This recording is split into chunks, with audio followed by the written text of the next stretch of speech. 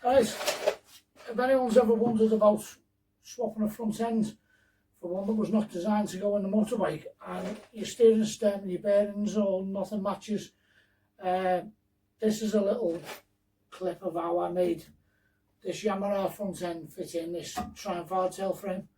It took an evening, cost about 30 quid, plus I think the forks were 50 quid off eBay. So for fairly cheap we got a nice half decent looking front end with some nice length on it that's going to make the chopper look alright. So if anyone wants to swap out a set of forks and swap the steering stem and make one on the cheap, keep watching. Alright, back on my little fridge again. It's been a minute, I know, but we've been busy, we've been having fun racing bikes and doing all sorts of nut stuff like long darts. Try long darts, good fun. Anyway, we've got a Triumph on the fridge now. It's hardtail Fenland choppers frame, nice quality, decent job. It's been built before, but for some reason everything's gone missing. We've got no engine, we've got no wheels, we've got no forks. So what we're going to do is we're going to make it into a roller first. If we can't find an engine or make an engine in the next few weeks, we might sell it and then pull another bike onto the jig and maybe chop up another Harley. That last video seemed to be alright, and it was a nice job to do, plus then you're killing the Harley, so it's good, it's all good.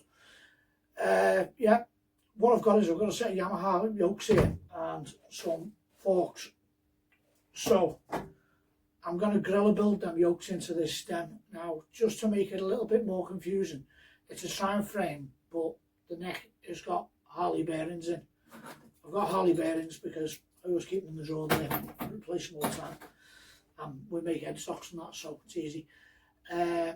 What I'm going to do is I'm going to take a 1970 Triumph rear wheel spindle, which is a 3/4 inch diameter, and make it fit the Harley inch bearings by making up a couple of like little slugs. As you can see, that doesn't fit on there at the minute, but we can make that fit on, and with a little bit of machining I can make that fit in the Harley bearing. I'm going to get that stem out, and then the piece that comes out the bottom here, I'm going to cut that off and weld that one in. So obviously upside down there we'll have like a shank on the end with the circlip and everything that goes in the bottom of this on there, so that compressed back in. So we're going to go and knock that out now and chop the end off and machine a little, another one of these to fit in and bring it back, and then see if we can sort of screw it all together, hopefully. Right, now we've got a couple of these bits together. That thing has now been knocked out of there. We got that out without any drama. There was a little sort of select pin, split roll pin in there, a little blob of TIG weld on there, and we got that out with a set of pliers, like, bit dramatic, but whatever, not worried. I've been messing around with the spindle, and in the process of doing that I managed to twist it up in the lathe a little bit, but I'm not worried because we're not using that face of it. I've took the piece which was on the end, in the inside of there, that had that stem on it, like that. It's like 30 point something over, so that it presses in that, and it's got the circlip, so I'll retain that.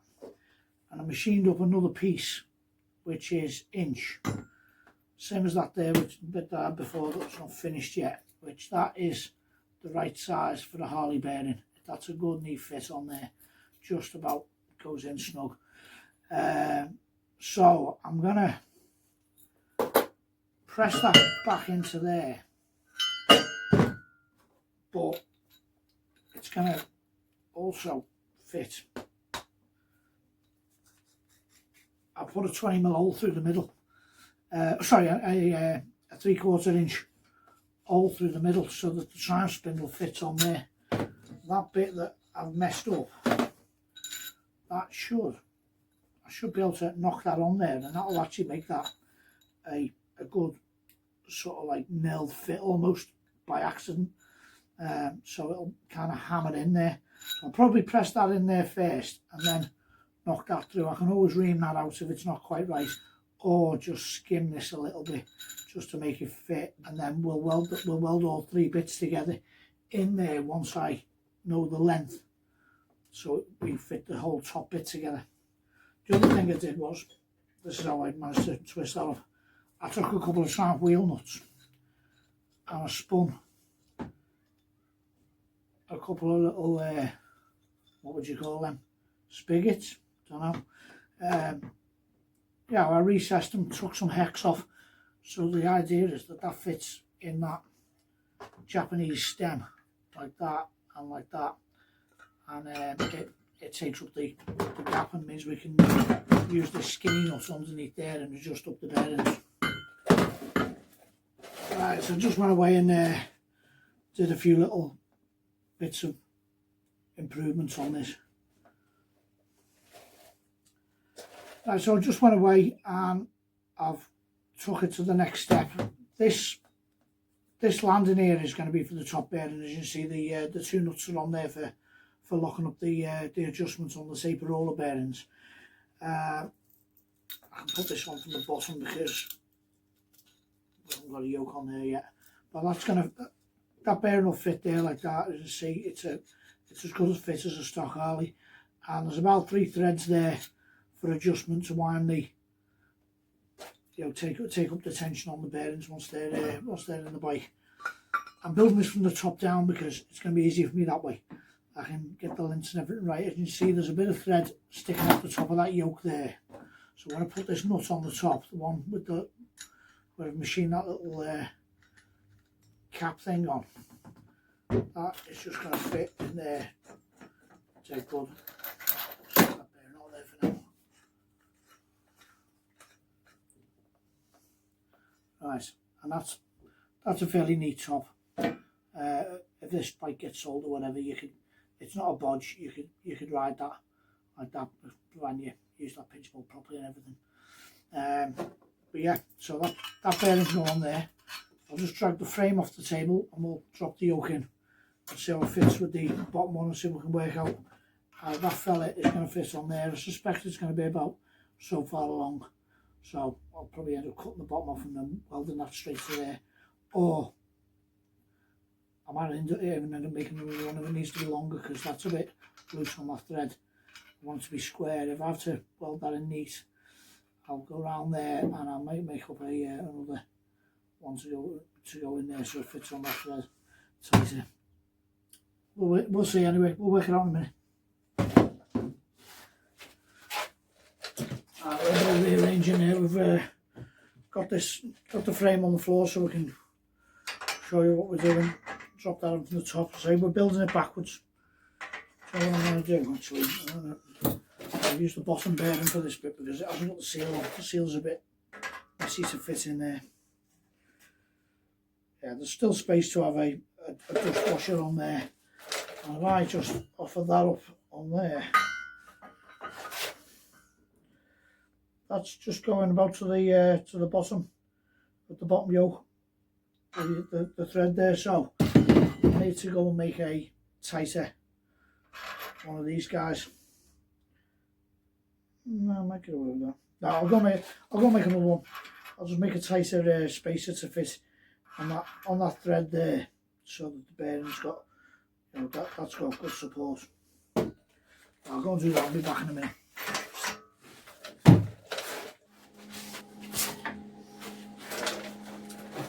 Alright, so I've put it all together now, but I've assembled it in the frame upside down with the bearings in.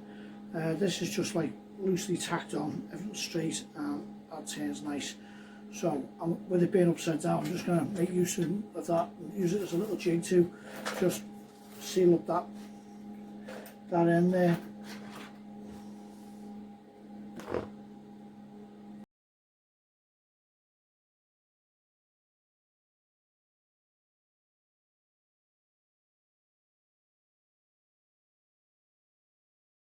Oh, it's on forever that now.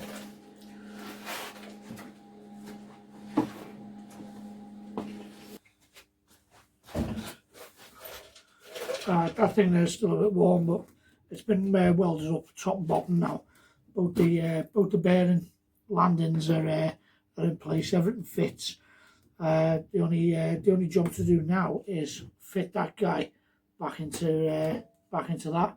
To get the old stem out, I had to get the plumber's torch on it and give it a good flipping boiling like. So I'm gonna go ahead and burn away at this like, and see if I can get that all, a couple of thou bigger, and then and get our friend the hammer like to send that fella home, and then that's where he'll live.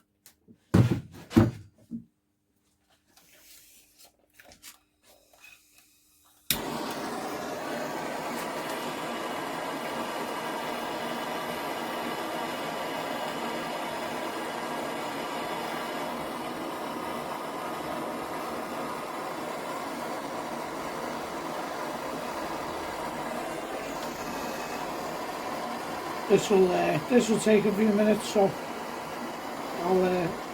I'll fast forward you through this.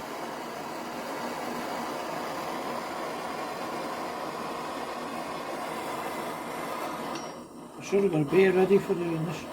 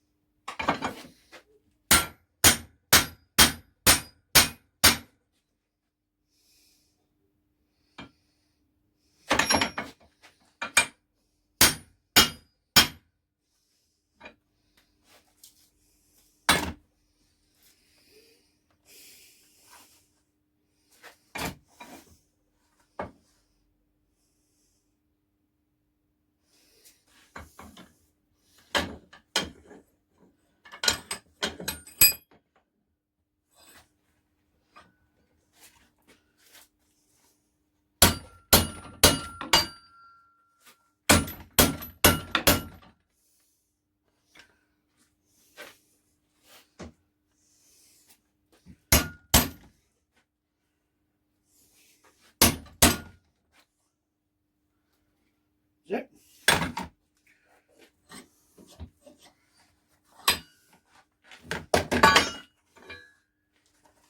Done.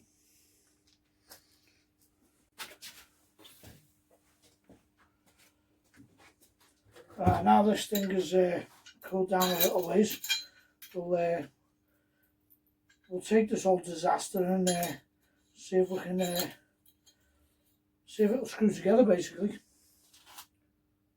One thing I've noticed is straight away we've got no lock stops, so we're going to be welding on the frame sometime soon. Let's get that seal in there. If you didn't know, on these Harley bearings, put the one with the rubber seal on the top. Just stop the water going in the first place. Everyone puts it on the bottom. Make sure you trap that water in there, you know, so it's like in there forever.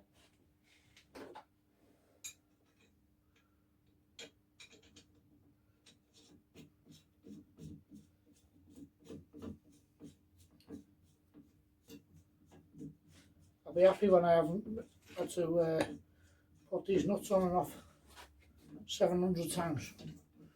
What do we have tonight? I need this guy.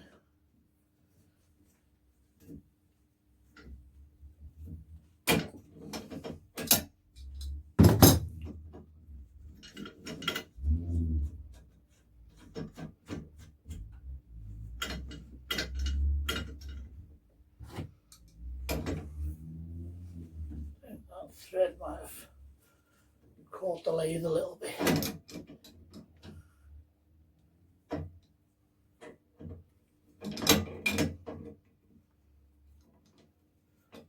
I haven't got any grease on or anything yet, but I've just got to prove it works.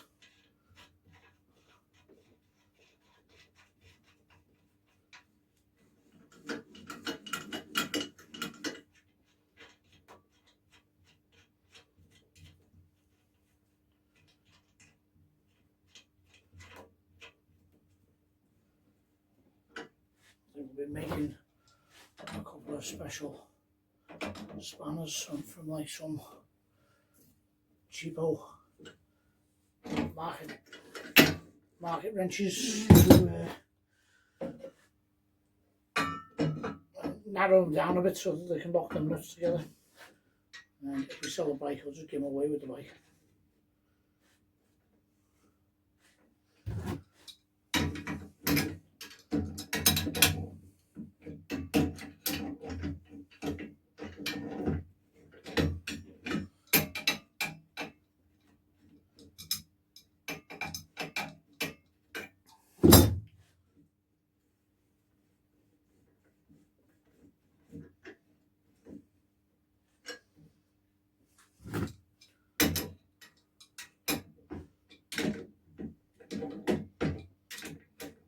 Do the socket first, but that's in the house. Because I was working a recovery job on one of our club events the other week, so a lot of my tools ended up leaving the shop. That'll do for now. Right. Okay, let's see if we can send some forks in there and see what happens, see what it looks like. Okay, so they're screwed in. I've cleaned them out a little bit. The telltale now is if these guys go straight in without any drama, that tells us that we're our stem straight. Let's just tighten up a little bit. Yeah, in case anyone's wondering, number 24 vices work as a great battery. Got some WD-40 there in case we get a bit stuck, but they came out alright. So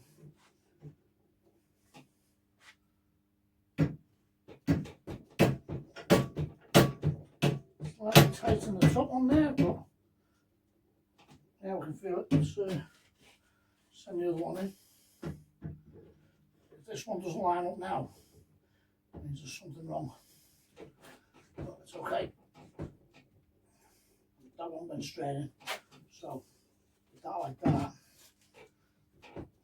Now yeah, that guy's coming. Top yoke's just tight, that's all. They're level now. So that's kind of what we're looking at. The kind of shape it's going to be. Got to make an axle yet. Got to make an axle cap for that. Got some wheels outside.